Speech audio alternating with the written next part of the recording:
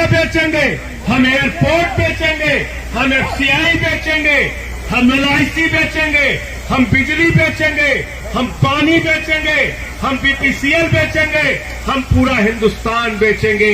कर्मचारियों को यह कहना होगा, कर्मचारियों को यह कहना होगा कि हम भारत की संपत्ति को बिकने नहीं देंगे।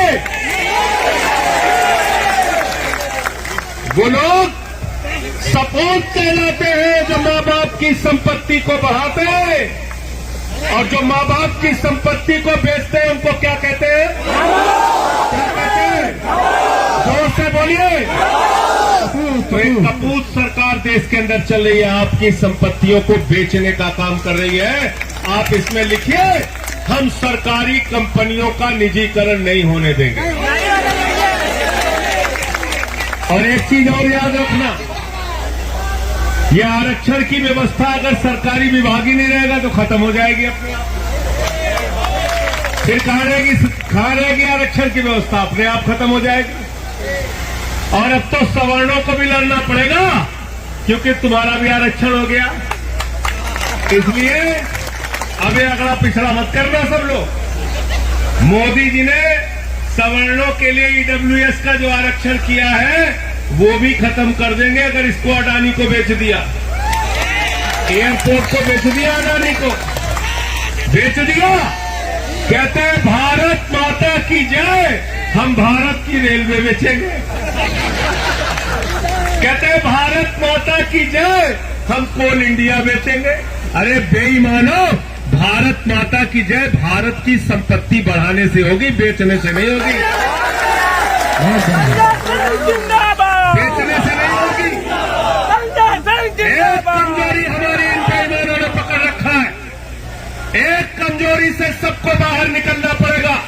कर्मचारी हो, मजदूर हो, किसान हो, नौजवान हो, व्यापारी हो, माताएं बहनें हो, जाति धर्म की कमजोरी से बाहर निकलिए और अपने मुद्दों की लड़ाई लड़िए।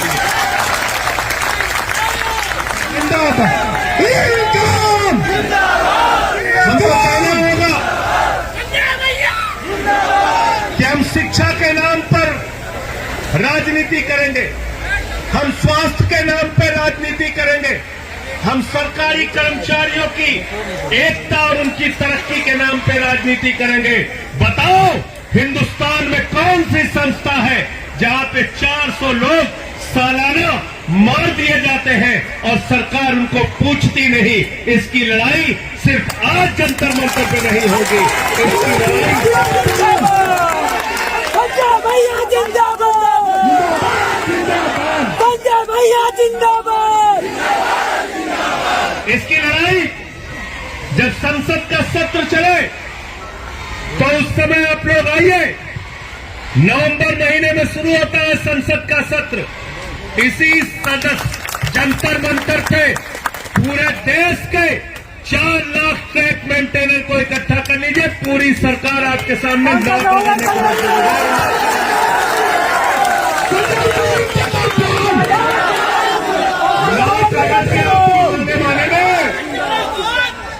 याद रखना। और मैं तो विपक्ष में हूं, एक ही वादा आपसे करके जा रहा हूं, लाठी खाओगे लाठी खाऊंगा, जेल जाओगे जेल जाऊंगा। पार्लियामेंट में आपकी आवाज उठाने,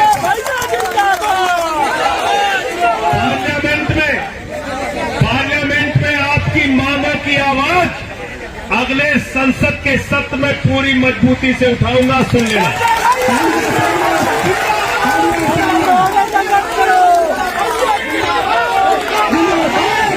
कोई ऐसा मुद्दा नहीं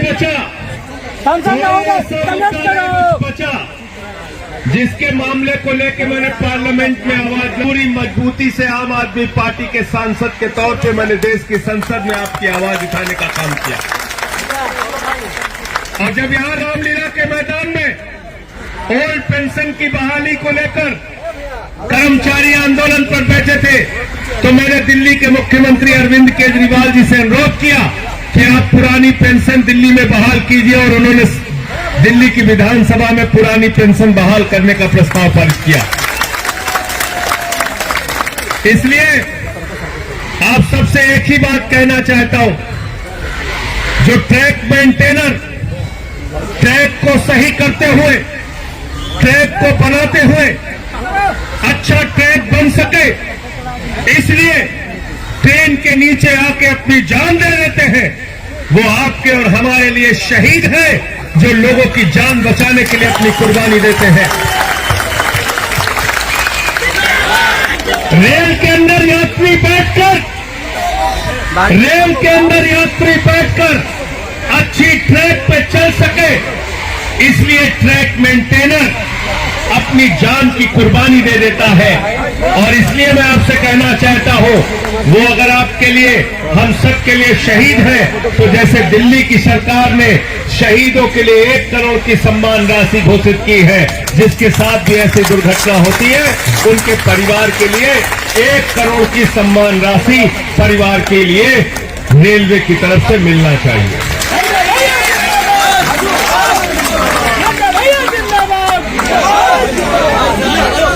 प्रमोशन की जहां तक बात है, एलडीसी की बात आप लोगों ने कही, अगर आप नौकरी कर रहे हैं तो प्रोन्नत तो उसका हिस्सा है, नौकरी का, उसको प्रमोशन मिलना ही चाहिए, जो रेलवे के ट्रैक मेंटेनर के तौर पे भर्ती होता है। और ऐसा नहीं है, मैं ये कह सकता हूं, भारत सरकार में बहुत सारे केंद्रीय मंत्री ऐसे हैं, भारतीय जनता पार्टी में बहुत सारे विधायक और मंत्री ऐसे हैं, कई तो मुख्यमंत्री ऐसे हैं जिनसे ज्यादा पढ़े लिखे ट्रैक मेंटेनर हैं। है कि नहीं बताओ? है कि नहीं? है कि नहीं?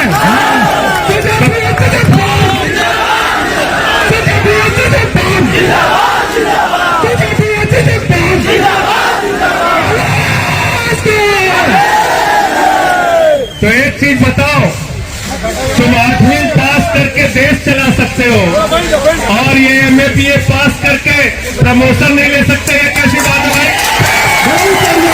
कैसी बात है?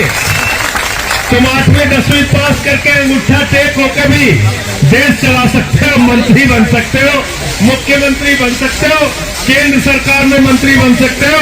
अरे ये तो पढ़े लिखे लोग हैं, इनको भी प्रमोशन मिलना ही। और इसलिए एक बात मैं जरूर कहना चाहूंगा, एक अंतिम बात आपसे जरूर कहना चाहूंगा, साल 11 महीने तक आप लोग इंसान रहते हैं, जैसे ही चुनाव आता है कोई हिंदू हो जाता है, कोई मुसलमान हो जाता है, कोई ठाकुर हो जाता है, कोई ब्राह्मण हो जाता है, कोई यादव हो जाता है, कोई दलित हो जाता है, कोई पिछड़ा हो जाता है। ये काम बंद कर दो, ये काम अब नहीं चलेगा। सारे के सारे 4 लाख ट्रैक मेंटेनर कर्मचारी है, और जो हमारा हक नहीं देगा हम उसके खिलाफ वोट देंगे। ये प्रस्ताव पारित करो। तब डरेंगे तुमसे, तब डरेंगे। इन बेईमानों को मैं अच्छी तरीके से जानता हूं। अगर ये जान जाए कि 4 लाख परिवार हमारे खिलाफ वोट देने के लिए तैयार हो रहा है, तो याद रखना, फिर कोई भी सरकार आपकी मांगे मानेगी और मानेगी, उससे कम में गुजारा नहीं होगा। तो इसलिए साथियों और दोस्तों, आज अंत में एक ही बात कह के अपनी बात को समाप्त करूंगा। नौजवान कहता है हमको नौकरी दे दो, सरकार कहती है पैसा नहीं है। किसान कहता है फसल का दाम दे दो, सरकार कहती है पैसा नहीं है। कर्मचारी कहता है पेंशन दे दो, प्रमोशन दे दो, सरकार कहती है पैसा नहीं है। माताएं बहनें कहती है बच्चों का दूध महंगा हो गया, इसको सस्ता कर दो, थोड़ी महंगाई तो कम कर दो, सरकार कहती है पैसा नहीं है। ये पैसा गया कहां साथियों, याद कीजिए। अडानी 2014 में उसकी संपत्ति थी 39,000 करोड़, 2018 में उसकी संपत्ति हो गई 57,000 करोड़, 2020 में उसकी संपत्ति हो गई 2.5 लाख करोड़, 2022 में उसी अडानी की संपत्ति हो गई 13 लाख करोड़ रुपए।